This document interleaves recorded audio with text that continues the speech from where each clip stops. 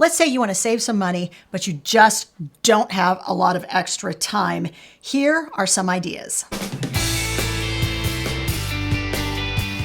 Saving money is a goal for many people. In fact, we'd probably say for most people. But a lot of those frugal living tips that you hear, it seems like they are going to be very time consuming. Let's face it, time, extra time specifically, is at a premium for most of us. So how do you save money without spending a lot of time doing it? So with that in mind, we give you how to save money in a frugal way that takes 15 minutes or less. If you don't know us, I'm Hope. And I'm Larry. And this is Under the Median, where every week we talk about practical frugality. Let's talk about some ways that you can meal prep. You know, I recently retired, and one of the things that I noticed while I was working is that most people that I worked with were not bringing their own lunches.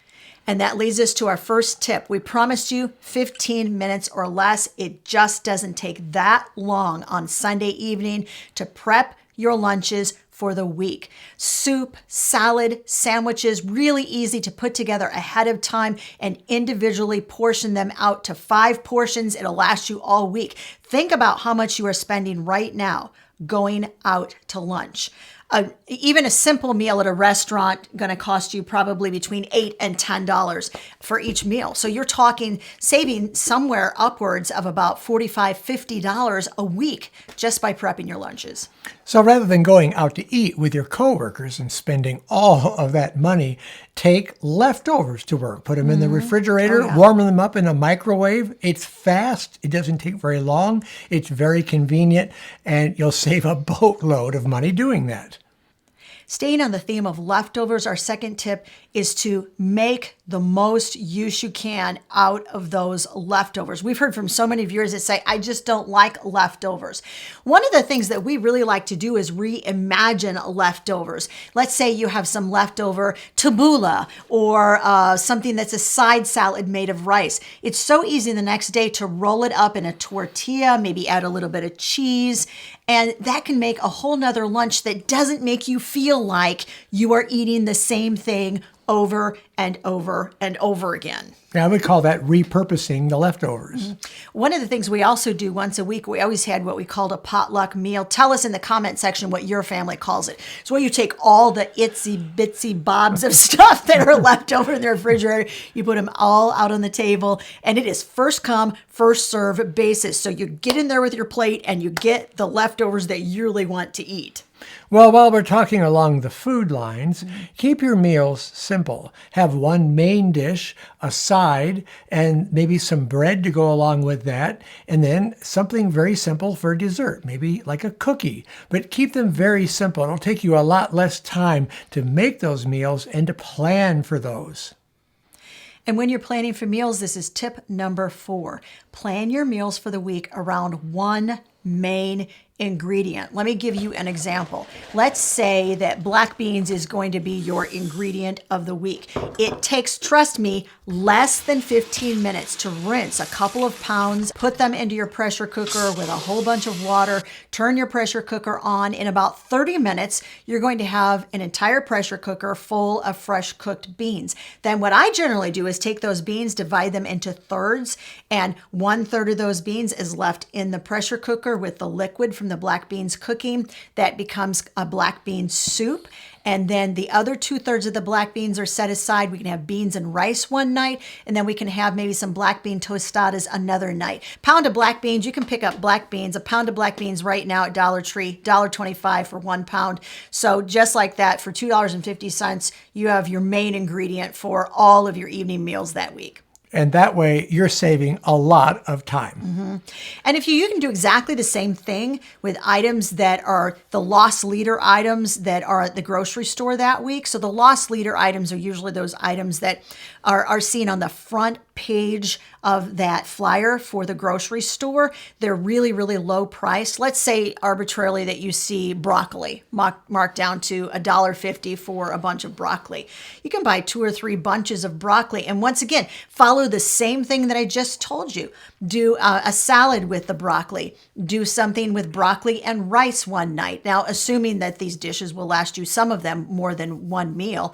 And then make a broccoli and potato soup. soup with the rest of the broccoli. Then once again, as long as you are using ingredients for your main ingredient each week, which you have found at super low prices, they're going to stretch, go a long way. You are automatically going to drop your grocery bills, and it's literally not taking you any extra time than you're taking now to plan and cook your meals. Use your pressure cooker or Instant Pot when you're cooking. Now, we just recently did a video where we tested 4 different cooking appliances, and we found out that the Instant Pot, which is a pressure cooker, used the least amount of electricity. So not only are you saving time, because these do save you time, they cook much faster, and you're going to be using less energy as well. The next tip would be to use the runner-up in our appliance competition, and that is your crock pot. Yes, cooking something in your crock pot is going to take 4 to 6 to 8 hours, but you're going to be gone at work. So you're not going to be standing there watching over it while it's cooking. We're talking about the amount of time it takes literally just to dump the ingredients into the crock pot, put the lid on, and plug the crock pot in. That, my friend, is 15 minutes or less. Now, if you want to see all of the results from our appliance cook-off, we did a video on it. We're going to make sure that video is linked up above. It'll also be in the description of this video. If you're enjoying this video, please give it a thumbs up. And if you haven't subscribed and you like the content, subscribe. And that way you'll be notified for more videos. Switching gears from the whole idea of food, or let's say stepping away from the table for a moment, let's go with tip number 7, which is to switch to a new cell phone plan. If you cringe every month when your cell phone bill is paid and you're feeling like it would take a lot of work and time to investigate other cell phone companies and to find what I really want, it just seems like a big hassle. I can tell you that switching to Mint Mobile, it is fast, it is easy, and not only that, it really does save money. Mint Mobile is our partner for this video. Before Mint, I was that person who cringed every month. $45 a month, that's what I paid for my monthly cell phone plan. With Mint, $15 a month. But not just me, also Larry, also 2 of our sons. We truly are a Mint family. In fact, we manage our plans using Mint's Modern Family Plan. Anywhere from 2 to 5 people, you can get together and have a Mint Modern Family Plan. Really easy to use, centralized hub where you can manage everything. And with all of Mint's plans, you get unlimited talk and text, the nation's largest 5G network, and mobile hotspot. We love having mobile hotspot. I promised you quick savings. It took us 15 minutes to switch from our previous provider to Mint Mobile. Larry and I used an eSIM card. Our sons had Mint send them a free SIM card in the mail. Not only was the whole process quick and easy, trust us, you do not have to be a techie person to figure out how to do this. It truly was easy. If you want more information, there's a special link right down below you can use. It is mintmobile.com/under the median. You can also just click on that QR code that's showing on your screen right now. All the information, by the way, is going to be listed all the way at the top of the description of this video. Tip number 8 is to pay bills annually. A lot of people don't think about this. You just pay your monthly bills. The truth is, some companies will tack on a convenience fee when you are paying your bills monthly instead of annually. We did this a while back. We called our insurance company and said, hey, what happens if we pay that bill once a year instead of every month? We saved 8% just by asking if we could switch from monthly to annually. Another way to save a little money and time is to pay bills online or set up autopay. Companies will offer a discount if you pay this way. Our internet company charges a $10 premium if you have bills sent to you in the mail and you pay by check. So we're actually saving $10 a month by simply taking care of everything online. So you might want to check with the people that you send bills to every month and see if you'll get a discount by just setting it up. It doesn't take a lot of time and effort to set this up, by the way. Turn your thermostat either up or down, depending on the season, at least 3 degrees. This could be done quite a bit less than 15 minutes. For each degree that you turn it up or down, you can save 2% on your bill. While you're thinking about your heating and cooling system, tip number 11 is to replace your furnace filter. People do not do this often enough. We have a friend who owned an HVAC company for years and years, and he said, number one mistake that I see homeowners making is not replacing that filter. If you replace your filter more often, it will help your HVAC system to run more efficiently, and you'll actually save money. Your furnace filter ought to be checked and changed anywhere from 30 to 60 days. And really, this doesn't even take 15 minutes. Usually when I go to the store to buy filters, I'll buy 3 or 4 at a time. So I have some ready at hand. So I'm not going out buying a filter every time I need to change one. Okay, we're sort of in an HVAC frame of mind, so we're going to continue talking about heating and cooling. If you have ceiling fans, use them. It's interesting to me that statistically, so we're talking about the summer months primarily. You can use ceiling fans in winter, by the way, too, to pull the hot air down from the ceiling down toward where you're sitting. But a lot of people do statistically use ceiling fans more often in the summer months. You can actually raise your thermostat up to 4 degrees with no noticeable change in your comfort level when you're using a ceiling fan in the room that you're sitting in. Before you fill your gas tank on your car, check with Gas Buddy.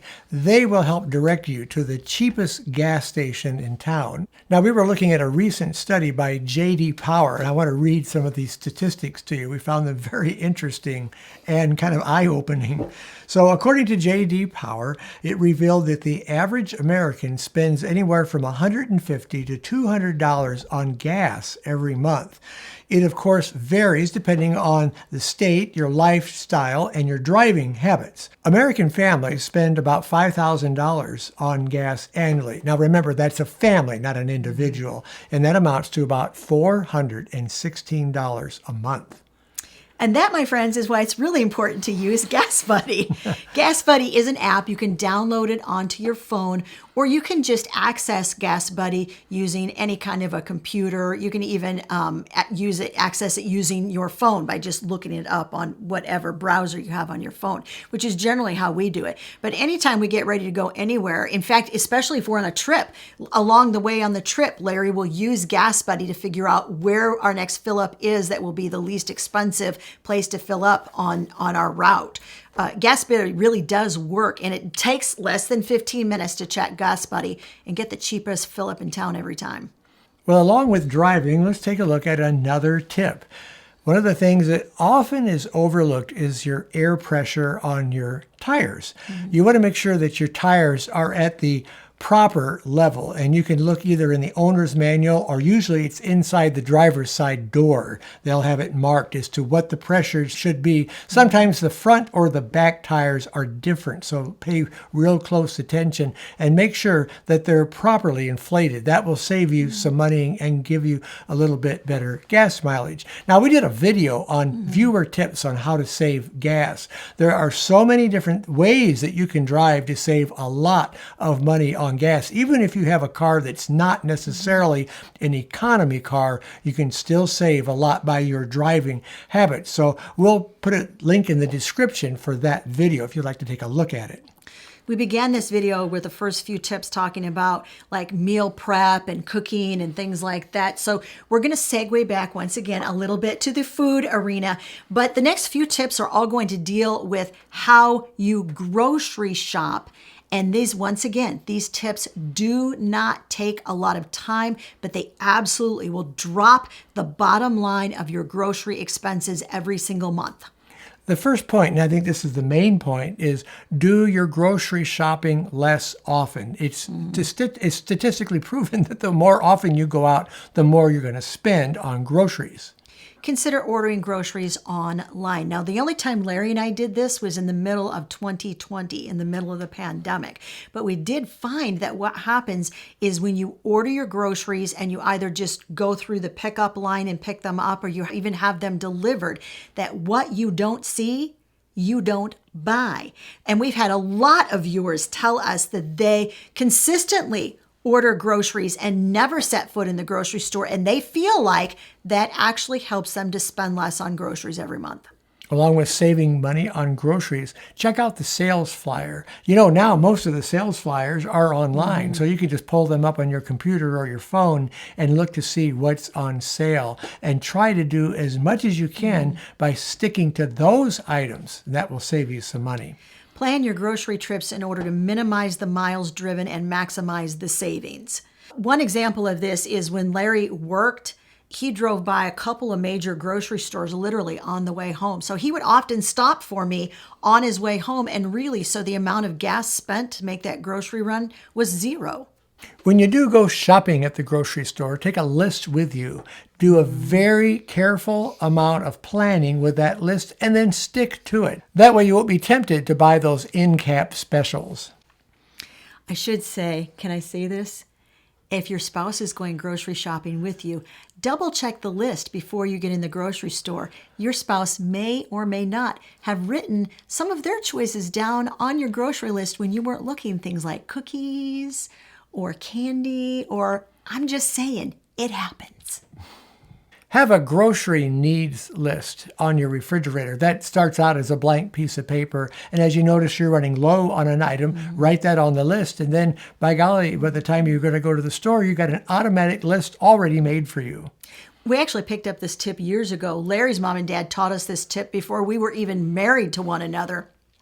And we found that as long as we kept that grocery needs list, you didn't wind up getting home from the grocery store and say, ketchup, man, we needed ketchup. And then, of course, sometime that week, somebody's going to run out and get ketchup because you didn't realize you were almost out of it. Shopping directly from the grocery store flyers, super important, but you actually need to have this separate list available to incorporate those items into your grocery list before you walk out the door to go to the store.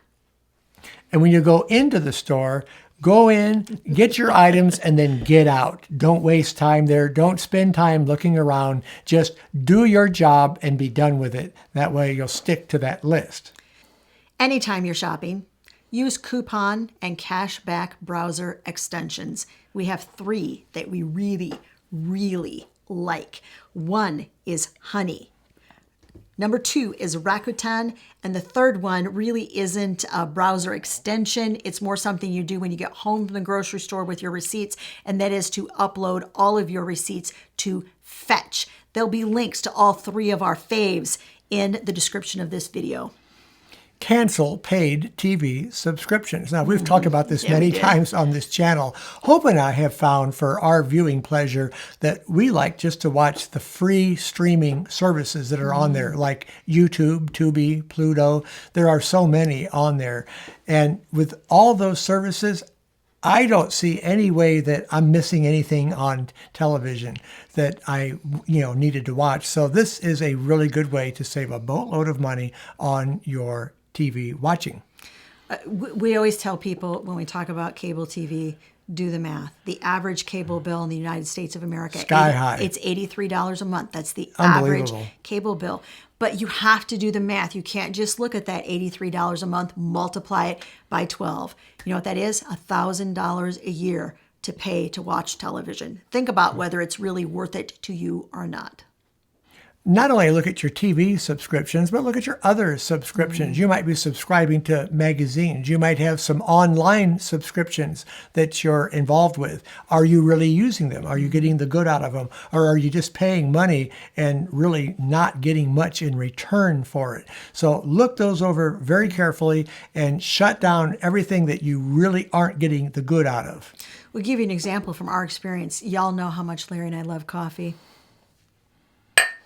We did a coffee of the month club. This was years and this was decades ago. They've got those great come on rates that they're going to send you, 2 half pounds of free coffee or 2 half pounds for $1.25 or something plus shipping. And we did it for probably 6 months. It was Gevalia. It coffee. was. That's what it was. And we got a free coffee maker. Yep, we did. That's right. So they offer a great, come perk. join us. A perk. And after about 6 months, I think that's how long it took us to do the math. And that's when we looked at each other and said, holy schmoly, we can't keep doing this. And this is one of the reasons whenever we tell you guys not to do something or to do something, it's because we've either done it or we don't want to do it anymore. And the subscription thing is just another one of those examples. If you're ready to double down and spend less, grab a free copy of our ebook, which is 10 ways to radically reduce your expenses. We'll leave a link in the description so you can click on that and get to that free download. We mentioned, I think, a couple of times in this video, this whole idea of renegotiating some of those bills. If you're confused about exactly what you should do and what you should say and who you should contact when you're looking at lowering your bills or renegotiating a new contract, we did a whole video on it and walked you step by step through exactly what to do. Now, if you've not watched that video, it's right over there. Take a look because you might find it really helpful.